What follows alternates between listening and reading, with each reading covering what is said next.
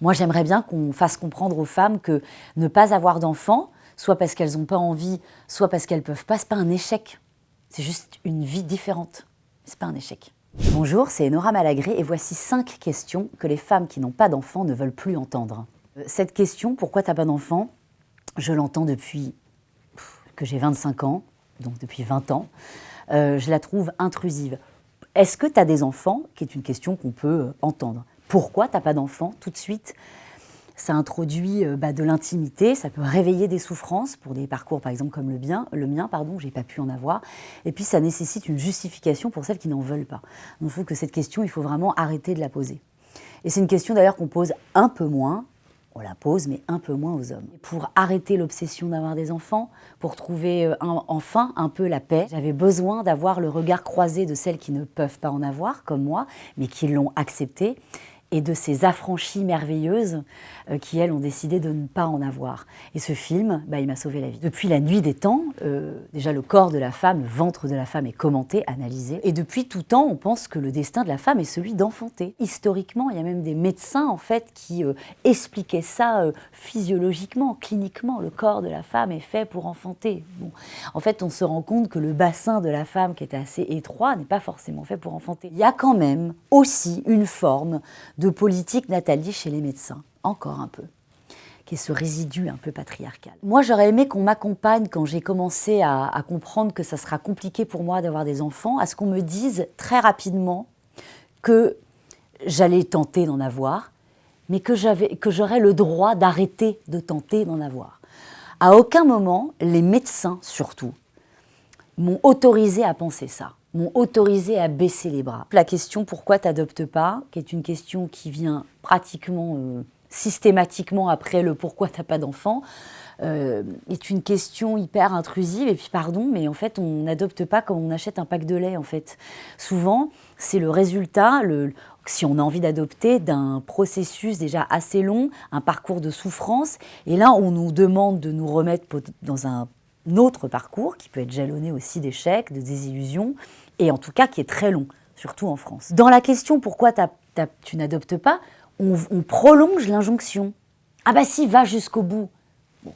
Pareil, on m'a souvent posé cette question « t'as tout tenté ?» C'est-à-dire que vraiment, on ne me permet pas potentiellement de dire « non, je n'ai pas tout tenté ». Et alors ? Et si j'avais pas tout tenté ? Si je m'étais arrêtée en cours de route ? Pourquoi est-ce qu'on me jugerait pour autant ? Mais en tout cas, il y a toujours une chose en commun, c'est la notion de culpabilité. C'est-à-dire qu'à partir du moment où on prend cette décision, on est coupable. Et on est une femelle défaillante. Et ça arrive jusque même dans les hautes sphères de l'État, puisque depuis la nuit des temps aussi, l'État nous enjoint à faire des enfants, dans une politique bien nataliste. La France moderne pourrait compter 100 millions d'habitants. Chacune de ces naissances représente un acte de foi dans l'avenir. Ce qu'il faut, c'est avoir des enfants. Or, on constate que ce n'est hélas pas le cas.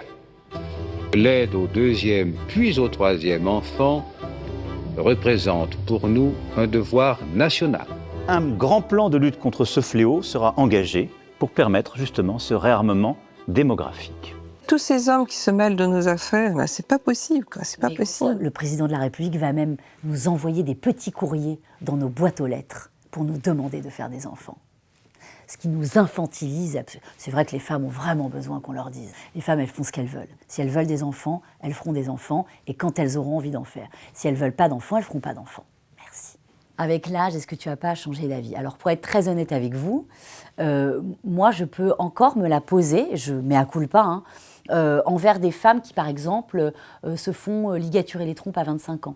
Moi, j'en ai 45, donc forcément, je ne suis pas du tout dans le jugement, mais en tout cas, je me dis, tiens, voilà un choix très définitif, courageux, je trouve, mais qui, moi, forcément, résonne un peu différemment par rapport à mon histoire et mon corps. C'est un choix de vie.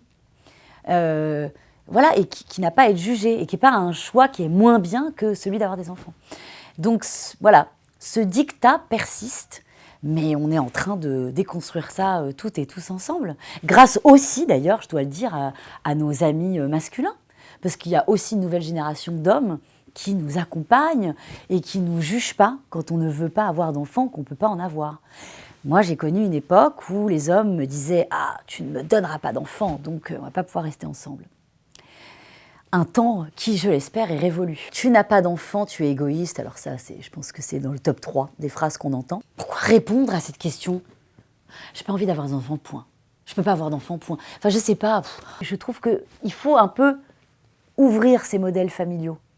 On n'est plus sur le schéma, on n'est plus en 1950, quoi. Parce que je trouve qu'un ménage sans enfant, c'est pas valable. C'est le rôle d'une femme d'avoir des enfants. Je pense que c'est un peu égoïste, hein, parce que je crois que dans la vie d'un couple, il faut au moins un enfant. Ça donne un but dans la vie. Elle gâche une grosse partie de son existence et la chose la plus importante de sa tâche dans sa vie. Elle n'a pas envie, elle pense à rien. Elle a rien dans sa petite tête. On fait des enfants pourquoi? On fait des enfants pour... Justement, faut inverser la question. Donc on fait des enfants par don, on fait des enfants pour se prolonger. Peut-être que ça, c'est égoïste à la limite. Un homme qui n'a pas d'enfant, on va louer son carriérisme, on va louer même son indépendance, c'est vraiment son indépendance. Parfois même, on va jusqu'à se dire ah, il est un peu Don Juan, il profite de la vie. Alors nous, c'est tout l'inverse. T'as pas d'enfant, c'est louche. Ça veut dire que t'as pas trouvé de mec ou de copine. Hein. Tu t'es trop donné à ta carrière, donc ça veut dire que de toute façon, t'es un peu folle dingue. Enfin, bref, il n'y a rien qui va. Ce qui en dit long aussi sur la société, c'est qu'une femme qui ne peut pas avoir d'enfant, ce qui est mon cas, a quand même un peu plus de compassion de la part de la société. C'est-à-dire qu'on envisage quand même, malgré quelques phrases maladroites, on envisage quand même, on peut un peu excuser, parce que t'as été malade, parce que t'en as un peu bavé. Ce que je trouve quand même assez fou, alors que les femmes qui n'en veulent pas, vraiment, ça ne laisse aucune place à la compassion et à l'empathie et à la compréhension. Qui va s'occuper de toi quand tu seras vieille? Ça, c'est une question que je me suis posée et que je me pose encore. Je dirais qu'après ce documentaire, beaucoup de choses ont continué d'infuser, j'ai trouvé beaucoup de réponses. La seule qui persiste, c'est celle-là. Je le confie, c'est encore une question qui me taraude, c'est un peu une question qui m'angoisse même parfois. Alors qu'on ne fait pas des enfants pour que nos enfants nous visitent à l'EHPAD. Il y a beaucoup de parents seuls aussi dans les EHPAD. Je dirais que c'est le dernier point à travailler me concernant. Mais en même temps, la façon dont j'ai choisi de vivre aujourd'hui avec une famille choisie me comble. Je crois qu'il faut, en tout cas, quand on n'a pas d'enfants, aller explorer d'autres modèles familiaux pour justement peut-être guérir un peu cette angoisse qui persiste. J'ai pas mal de vieux de mon âge qui se foutent de la gueule des jeunes qui disent frère, frère, frère tout le temps. Mais c'est ça qu'il faut interroger. C'est pourquoi les jeunes aujourd'hui se disent frère, sœur à tout bout de champ. Ça veut bien dire qu'ils ont besoin de se former immédiatement un lien. On est en train de se rendre compte qu'il y a beaucoup de familles qui ne sont pas structurées, beaucoup de violences intrafamiliales, ce qui a toujours existé. Je ne dis pas qu'il y en a plus avant, mais aujourd'hui, maintenant, on les nomme, on le dit, on le dénonce. Et je trouve que c'est assez touchant, moi, de voir cette jeunesse qui s'appelle frère et sœur au bout de 3 minutes. Ça raconte vraiment quelque chose qu'il faut vraiment écouter. Et que cette génération-là mette au centre de tout les liens d'amitié, ça raconte quelque chose de la société. Et je trouve que c'est assez beau, en fait, que ça se déplace vers une autre forme de famille qui, en tout cas, pour certains et certaines d'entre nous, est plus puissant que les liens du sang. Ça, c'est certain. Sauf qu'avant, on n'osait pas trop le dire. Aujourd'hui, moi, j'ai fait le deuil de la parentalité. Ce documentaire m'y a beaucoup aidé. J'avais un peu amorcé le chemin. Et les rencontres avec toutes ces femmes, et avec aussi ces experts, je pense à la merveilleuse Françoise Vergès, par exemple, ou à cette historienne féministe qui est Muriel Salles, sont en tout cas des propos que j'avais besoin d'entendre.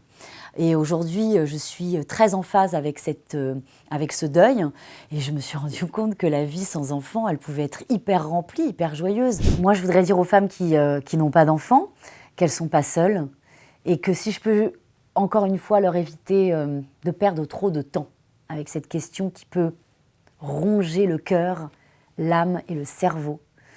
Et si je peux les débarrasser de toute forme de culpabilité et les encourager à aller vers le chemin qui est le leur, avec ou sans enfant. Mais si c'est ce chemin qui est le mien, de celui sans enfant, je peux vous assurer que tout ira bien, vraiment. Et que la vie sera pleine de surprises et vraiment joyeuse. C'est Enora Malagré. Retrouvez mon documentaire « Pourquoi t'as pas d'enfant » sur France 5 et sur France.tv.